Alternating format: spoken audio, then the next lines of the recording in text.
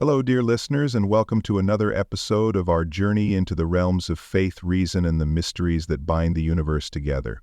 Today, I am thrilled to explore with you a thought-provoking book that challenges conventional religious thought and invites us to rethink our understanding of spirituality in the modern world.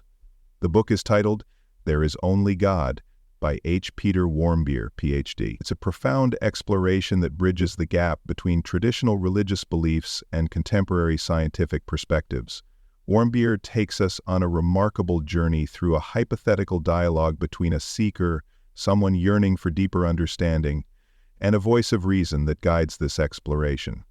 One of the central themes of the book is the relationship between faith and reason. Warmbier isn't content with accepting religious dogma at face value. Instead, he encourages a critical examination of scriptures, urging us to consider the historical and cultural contexts in which these ancient texts were written. He reminds us that words penned thousands of years ago were influenced by the knowledge and societal norms of their time. For instance, when discussing the nature of God, Warmbier challenges the anthropomorphic depiction of a deity who exhibits human-like emotions such as jealousy or wrath. He questions whether such characteristics are befitting of an omnipotent, omniscient being.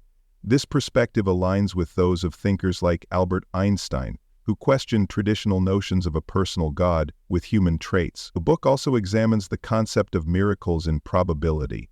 Warmbier looks at miraculous events described in religious texts and proposes that they should not be taken literally. Instead, he suggests that these stories serve as metaphorical lessons, conveying deeper spiritual truths. This approach is reminiscent of the work of scholars like Joseph Campbell, who explored how myths and symbols communicate profound insights about the human experience. Warmbier's exploration of the problem of evil is particularly compelling. He addresses the age-old question, if God is all-powerful and all-good, why does evil exist in the world? Rather than resorting to traditional explanations, he proposes that evil and suffering are inherent parts of the human experience that facilitate growth and evolution. This viewpoint echoes the philosophies of existential thinkers like Søren Kierkegaard, who believe that confronting despair leads individuals to a deeper understanding of themselves and their faith.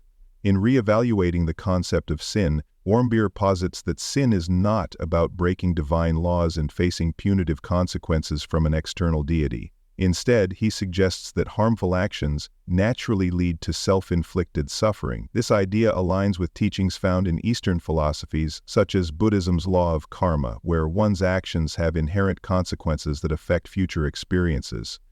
When discussing salvation, Warmbier challenges the notion of it being an individual pursuit achieved through personal merit.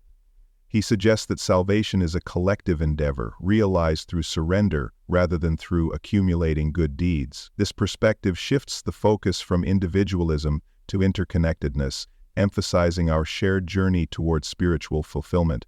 A fascinating aspect of the book is Warmbier's exploration of the female dimension of God through the figure of Mary.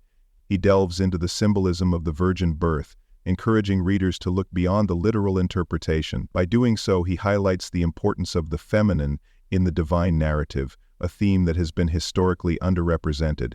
This brings to mind the works of theologians like Matthew Fox, who advocate for the inclusion of feminine wisdom and the concept of the divine feminine in understanding the divine.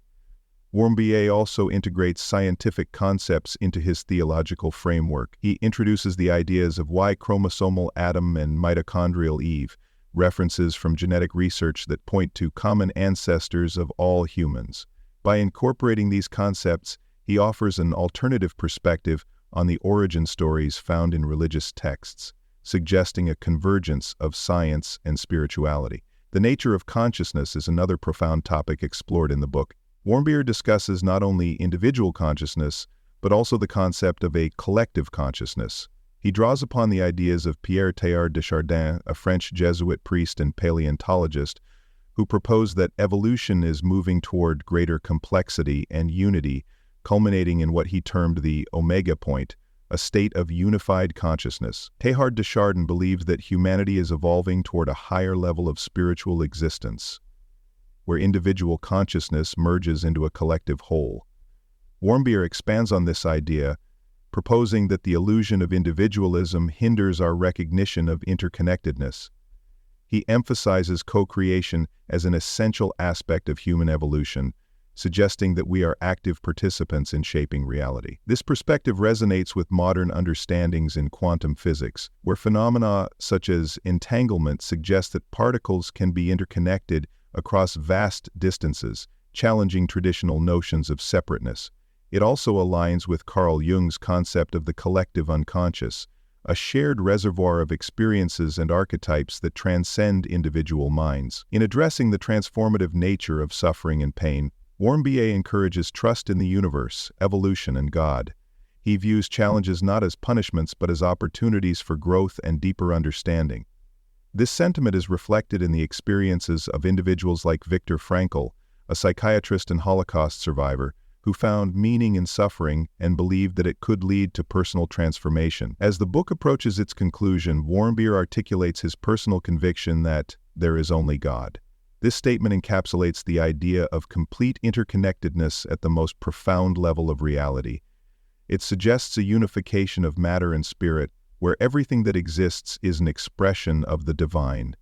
This monistic view echoes the philosophies of Baruch Spinoza, who identified God with the totality of nature, asserting that everything is part of the same substance. To deepen our understanding of this interconnected reality, Warmbier advocates for practices such as meditation and mindfulness.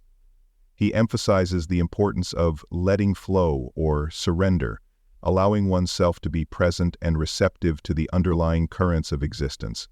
Such practices are integral to many spiritual traditions, from the contemplative methods of Christian mystics like Saint Teresa of Avila to the meditative disciplines of Buddhism and Hinduism. By encouraging us to engage in these practices, Warmbier invites us to move beyond intellectual understanding and experience the unity of existence firsthand. He suggests that by quieting the mind and opening the heart, we can access deeper layers of reality and recognize our inherent oneness with all that is.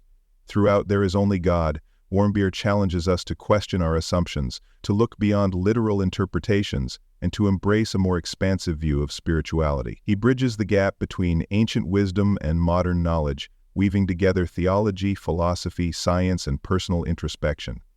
This holistic approach is increasingly relevant in today's world, where the boundaries between disciplines are blurring, and there's a growing recognition of the interconnectedness of all fields of knowledge. The book resonates with the sentiments of scholars like Ken Wilber, who advocates for an integral approach to understanding reality, one that encompasses body, mind, soul, and spirit in self, culture, and nature. As we reflect on Warmbier's insights, we're reminded of the importance of open-mindedness and the willingness to embrace new perspectives. His work encourages us not to discard traditional beliefs, but to reinterpret them in light of contemporary understanding. It's an invitation to participate in an ongoing conversation about the nature of existence, one that honors both our heritage and our capacity for innovation. In closing, There Is Only God is more than a theological treatise. It's a profound exploration of what it means to be human in a universe that is vast, mysterious, and deeply interconnected. It's a call to recognize the divine within ourselves and in the world around us, to move beyond separation and toward unity. I highly recommend this book to anyone seeking to deepen their understanding of spirituality in a modern context. Whether you're rooted in a particular faith tradition or exploring new paths, Warmbier's work offers valuable insights that challenge and inspire. Thank you for joining me on this journey through the ideas presented in There Is Only God. I hope our exploration has sparked curiosity and perhaps provided some new lenses through which to view your own spiritual journey. Until next time, stay curious, stay open-hearted, and remember, as the mystics have long taught, we are all threads in the vast tapestry of existence, intricately woven together in the fabric of the divine.